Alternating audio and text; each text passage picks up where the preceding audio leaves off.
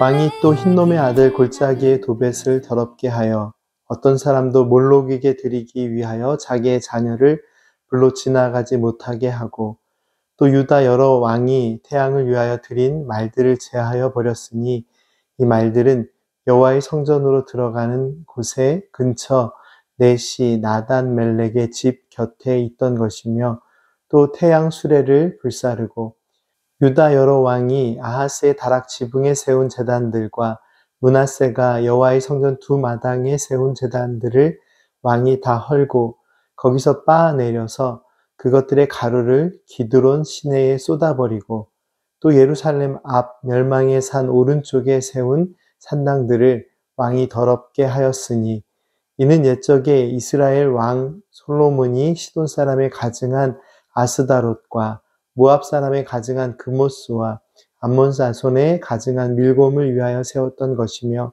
왕이 또 석상들을 깨뜨리며 아세라 목상들을 찢고 사람의 해골로 그곳에 채웠더라.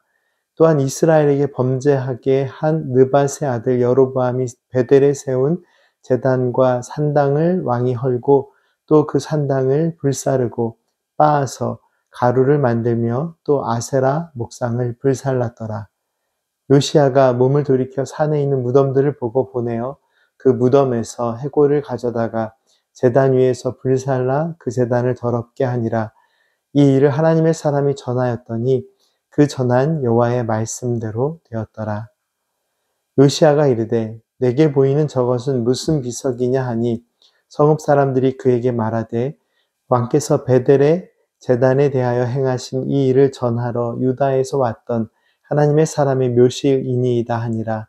이르되 그대로 두고 그의 뼈를 옮기지 말라 하매, 무리가 그의 뼈와 사마리아에서 온 선지자의 뼈는 그대로 두었더라. 전에 이스라엘 여러 왕이 사마리아 각 성읍에 지어서 여호와를 경노하게 한 산당을 요시야가 다 제거하되 베델에서 행한 모든 일대로 행하고, 또 거기 있는 산당의 제사장들을 다 제단 위에서 죽이고 사람의 해골을 제단 위에서 불사르고 예루살렘으로 돌아왔더라. 요시야 왕은 유다와 이스라엘의 역대 왕들이 행한 잘못으로부터 돌이켜 개혁을 실시하였습니다. 이방 사람들을 따라 섬기던 우상 숭배의 산당들을 헐어버렸고, 태양신에 대한 숭배를 금지하는 등 우상 숭배로부터 돌이켜 하나님을 바라보는 바른 신앙의 삶을 요시야 왕은 강조합니다. 본문 말씀에는 우상 숭배의 악행에 대한 자세한 설명이 있는데요. 10절 말씀은 우상 몰록을 숭배하던 사람들이 행하던 악행 가운데 가장 대표적인 끔찍한 일이 설명되어 있습니다. 그것은 바로 자신이 숭배하는 우상에게 제물을 바치면서 자신의 자녀들을 불로 지나가게 했던 너무나도 끔찍한 일입니다. 불로 지나가게 했다라는 것은 자녀들을 몰록 또는 몰렉이라고 불리는 우상에게 불태워 바쳤음을 의미하는 표현입니다. 자신이 복을 받고 자신들의 삶이 평탄케 됨을 위하여 어린 자녀들을 불태워 우상에게 바쳤다라는 이야기는 어쩌다 한번 정신 나간 사람들이 행한 악행이 아니었습니다. 흰놈의 아들 골짜기에는 몰렉을 위한 산당이 지어져 있었고, 몰렉에게 바쳐지는 아이들을 태우는 강렬한 불과 연기로 인해 큰 고통과 눈물의 소리가 가득했다고 합니다. 유대인들은 이 죽음의 골짜기 게헨놈이라는 표현을 통해서 영원한 형벌의 지옥을 이해하기도 했는데요.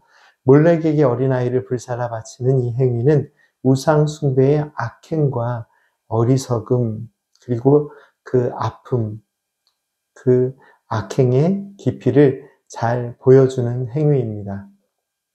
손으로 만든 우상에게 절하고 잘 보이고 정성을 다한다는 명목으로 사람들은 자신의 사랑하는 자녀들을 불에 던지는 너무나도 끔찍하고 부끄러운 행동을 했던 것입니다.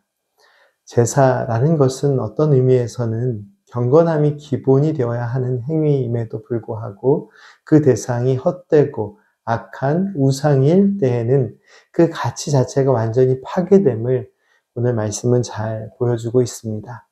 요시야는 몰렉에게 행하는 제사의 행위를 없애고 도벳 산당을 더럽혀 이방인의 무덤과 쓰레기를 태우는 소각장으로 쓰여지게 했습니다. 그리고 태양신을 숭배하는 행위를 금지하였습니다.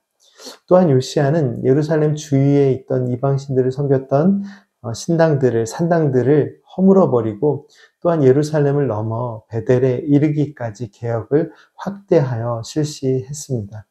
당시 베델은 우상 숭배의 근원지이며 상징이 되는 장소였는데 요시야는 베델의 산당과 제단까지도 불사르면서 이스라엘을 악행의 길로 이끌었던 우상 숭배로부터 벗어나기 위한 철저한 종교 개혁을 실시합니다. 요시야가 실시한 종교 개혁을 한마디로 표현한다면 부분이 아닌 온전한 개혁이라고 표현할 수 있습니다. 철저한 변화를 의미했습니다.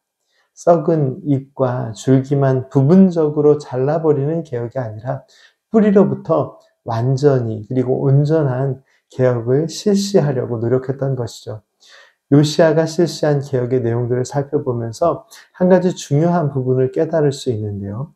요시야가 온전한 개혁을 실시하려고 노력할 때 당시 유다의 영적 타락은 이미 오래전부터 이어져 오던 악행의 문제들이었습니다. 오래전부터 이미 산당들이 세워져 있었고 아주 오래전부터 우상숭배와 함께 어린 자녀를 불살라 태우는 그런 악하고 끔찍한 일이 이어져 왔습니다. 그런데 이것이 잘못된 것임을 알면서도 여러 왕들은 백성들의 눈치를 보기도 하였고 권력자들의 눈치를 보면서 이것이 아주 오래전부터 이어져 왔기 때문에 그냥 그대로 있던 곳에 유지하고 또한 그 악한 행위를 눈감아 주기도 하면서 어느새 자신도 악의 길로 가는 경우들이 많이 있었습니다. 하지만 요시야는 하나님만을 경외하면서 널리 과거로부터 관행적으로 자리 잡고 있던 우상 숭배를 철저하게 금지하고 또한 제거합니다. 문화와 역사 그리고 과거로부터 이어지는 삶의 이야기로부터 많은 것을 배우는 것이 인간의 삶에 필요한 부분이기는 하지만 생명의 사람, 믿음의 사람은 그 어느 순간에도 하나님의 뜻을 먼저 바라보고 하나님께서 기뻐하시는 영적인 삶의 가치를 위해 온전한 변화의 길을 갈 수 있어야 합니다. 오늘도 우리의 삶과 가정, 교회와 사회 위에 하나님만을 예배하는 참된 은혜의 제단이 세워지기를 간절히 소망합니다. 함께 기도드리겠습니다.